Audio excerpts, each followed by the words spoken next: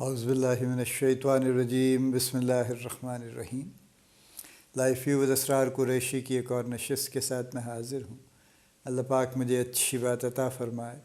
اور اس بات کو آپ تک اچھے طریقے سے پہنچانے کی توفیق عطا فرمائے، آمین۔ یہ ابھی پچھلے دنوں میں نے سیریز کی تھی what has gone wrong with the sales teams.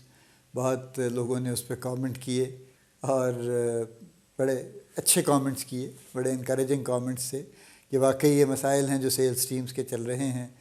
اور سجیشنز بھی جو میں نے آخری نشست میں دی تھی کہ بہتری کے لیے کیا کر سکتے ہیں،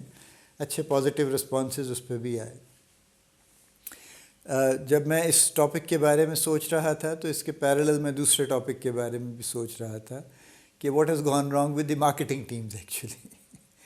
تو اس پہ بھی بات کرنے کی ضرورت ہے، اور فوکس ہمارا فارماسیوٹیکلز آبویسلی۔ یہ تو میں بار بار کہتا ہوں اسی بات کے لیے تاکہ یہ کہیں کوئی اس پہ کوئی کنفیوژن نہ ہو اس بات کے بارے میں۔ I am a farmer person, I have been all through a farmer person, اور میری جو بھی انڈرسٹینڈنگ ہے، جو نالج ہے، وہ فارما انڈسٹری کا تو میں کلیم کرتا ہوں، اس کے علاوہ میں کلیم نہیں کرتا۔ ہسٹوریکلی وین آئی اسٹارٹیڈ، جو میں نے اپنی کتاب میں بھی جس کا ذکر کیا ہے، there was no marketing as such, یعنی کوئی برانڈ مینیجر نہیں تھے، کوئی مارکیٹنگ ہیڈ نہیں تھے، کوئی کسی قسم کا کوئی سلسلہ نہیں تھا۔ پروموشنل بروشرز یہ باہر سے آیا کرتے تھے ملٹی نیشنلز کے، اور وہ یہاں پہ ری پرنٹ ہو جاتے تھے۔ جو ذرا زیادہ فیاض کمپنیاں تھیں وہ وہیں سے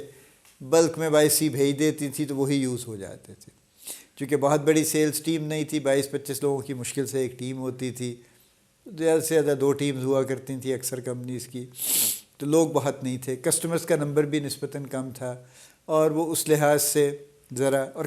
جو بروشر تھا وہ اس کی ویلیو بھی تھی، یعنی اس کو لوگ پڑھتے بھی تھے، اس کے ہمیں بھی پتہ ہوتا تھا کہ اس میں کیا لکھا ہے، اور کسٹمرز بھی اس کو پڑھتے تھے، بیکاز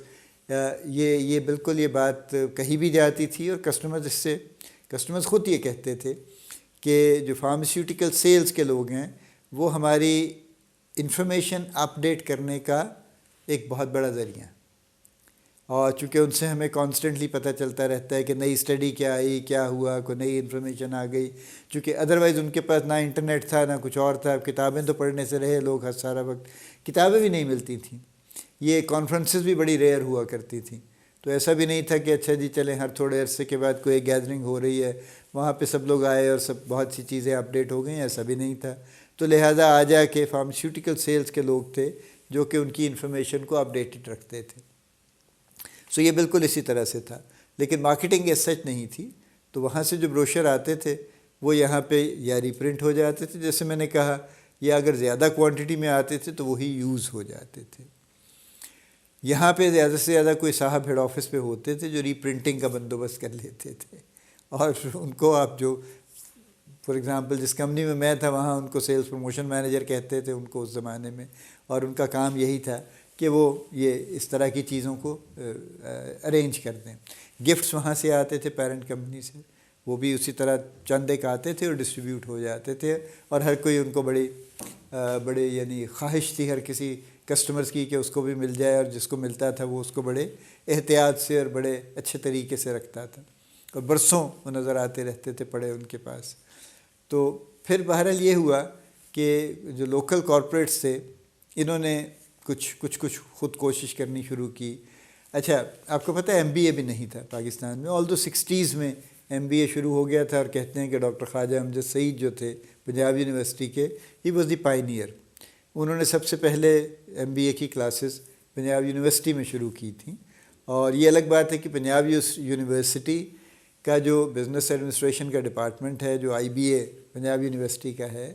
وہ اس درجے پہ نہیں پہنچا جس پہ آئی بی اے کراچی یونیورسٹی کا پہنچ گیا۔ وہ ایز اے سیپریٹ انہوں نے اس کو ڈپارٹمنٹ کے طور پہ گرو کیا، اور بڑے ان کا نام بنا اور ابھی بھی ہے۔ اور اس کے بعد پھر لمز آ گیا اور ان کا بڑا نام بن گیا، اور پھر ایل ایس سی آ گیا اور ان کا بڑا نام بن گیا، آئی او بی ایم آ گیا اور ان کا بڑا نام بن گیا، باقی سب لوگ ایک ہی قطار میں ہیں، یعنی جتنے بھی ہیں 150 انسٹیٹیوشن جو ایم بی اے کروا رہے ہیں، and there are so many, ہر یونیورسٹی کروا رہی ہے، بے شمار پرائیویٹ لوگ کروا رہے ہیں، اور یہ سب معاملات اس طرح چل رہے ہیں کہ بہرحال ایم بی ایز لوگ کر رہے ہیں۔ یہ نہیں تھا، تو MBA تو نہیں تھا، اور پاکستان سے باہر سے کوئی MBA کر کے آئے تو پاکستان سے باہر بھی MBA ابھی اس طرح سے پاپولر نہیں تھا 50 سال پہلے جس طرح جیسے کہ اب پاپولر ہے، تو لہذا مارکیٹنگ نہیں تھی۔ پیرنٹ کمپنی یہ ڈیسائیڈ کرتی تھی کہ پروڈکٹ کس انڈیکیشن میں پروموٹ ہوگی، آبویسلی جس انڈیکیشن میں اپرووڈ ہوتی تھی اسی میں پروموٹ ہوتی تھی، اور کوئی بہت زیادہ ایک وہ تھا آپ کا USP کیا ہے، آپ کا یونیک سیلنگ پروپوزل کیا ہے، اور آپ اپنی پروڈکٹ کے ایڈوانٹیجز بینیفٹس وغیرہ بتاتے تھے، اور کمپیٹیٹرز کو آبویسلی ان کو ڈاؤن گریڈ کرنے کی کوشش نہیں کرتے تھے، بلکہ ان کا ذکر بھی نہیں کرتے تھے، صرف اپنی گفتگو کرتے تھے۔ تو یہ سلسلہ چلتا رہا۔ اس کے بعد جیسے میں نے کہا کہ کچھ لوگوں نے یہاں پہ ایفرٹ شروع کی، اور اچھا جو نیشنل کمپنیز تھیں وہ کیا کرتی تھیں، وہ ظاہر ہے اسی طرح کے انہی کو دیکھ کے کچھ یہاں پہ چند ایک کمپنیز، کراچی میں MCM بہت لوگوں کے لیے کام کرتی تھی، انہوں نے فولڈر ڈیزائن کرنے شروع کر دیے، کوئی تصویر بنا دی، کوئی 2 اسٹڈیز ڈال دیں، جو آبویسلی وہ انٹرنیشنل کوئی اسٹڈی کا ریفرنس ہوتا تھا،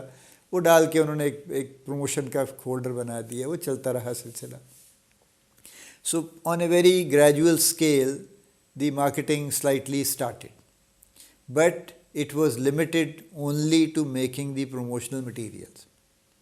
یعنی جس کو آپ کہیں نا کہ اسٹریٹجی اور باقاعدہ یعنی کوئی انالیسس کے بعد کچھ اس طرح سے اس کو پروڈکٹ کو کسی پرٹیکولر ڈائریکشن میں لے کے جانا اور اس کو بلڈ کرنا اور اس طرح کی چیزیں، یہ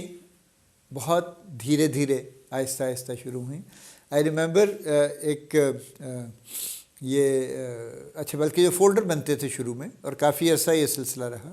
کہ جو پروموشنل مٹیریل لوکلی پاکستان میں ڈیولپ ہوتا تھا وہ پہلے پیرنٹ آفس کو جاتا تھا،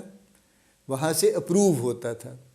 فار اٹس کہ یہ ٹیکنیکلی کریکٹ ہے نہیں ہے، اوتھینٹک گفتگو ہے نہیں ہے، اور اس کے بعد وہ اپروول کے بعد پرنٹ ہوتا تھا۔ تو اس پہ بھی ایک یعنی بڑا کنٹرول تھا کہ یہ اپنی طرف سے کوئی ایسی بات نہ کہہ دیں جو کہ ٹیکنیکلی انیکوریٹ ہو جائے۔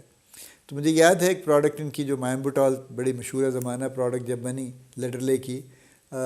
جو اینٹی TB تھی بیسیکلی تھامبوٹال، اس کا ایک فولڈر انہوں نے بنایا تھا جس میں ایک پن کشن، وہ ایک پرانے دفتروں میں سرکاری اور پرائیویٹ ہر دفتر میں ایک پن کشن پڑا ہوتا تھا جس میں کامن پنیں لگی ہوتی تھیں بہت ساری۔ تو چونکہ اس زمانے میں TB کے ٹریٹمنٹ میں اسٹریپٹومائسن کا انجیکشن ڈیلی لگتا تھا، یہ سٹینڈرڈ ٹریٹمنٹ تھا نا کہ اسٹریپٹومائسن کا انجیکشن ڈیلی لگے گا، وہ PAS کی 24 گولیاں وہ کھائے گا بیچارہ، اس کے ساتھ وہ INH کھائے گا، ریفامپسن بھی نہیں تھی اس وقت، تو وہ ظاہر ہے ہر روز ایک پرک لگتا تھا نا۔ تو اس کا کیپشن تھا why treat your patients like a pincushion, اور یہ لوکلی بھی بڑا پاپولر ہوا یہ، یعنی اس کا جو اس کا کیپشن تھا اور جو پکچر تھی اور جو کانسیپٹ تھا اس کا، اور یہ ان کے پیرنٹ آفس میں بھی بڑا اپریشیٹ ہوا، مجھے لڑنے والوں نے بتایا کہ جی وہاں بھی بڑا اپریشیٹ ہوا۔ تو یہ اس طرح سے کر کے مارکیٹنگ شروع ہوئی۔ چلیے ہم یہاں بات روکتے ہیں، اس سے پہلے کہ زیادہ لمبی ہو جائے، اگلی نشست میں پھر کچھ اور اس پہ بات کرتے ہیں۔ اللہ پاک آپ کو بڑی کامیابیاں عطا فرمائے، اللہ پاک آپ کا حامی و ناصر ہو، ہم سب کا حامی و ناصر ہو، آمین۔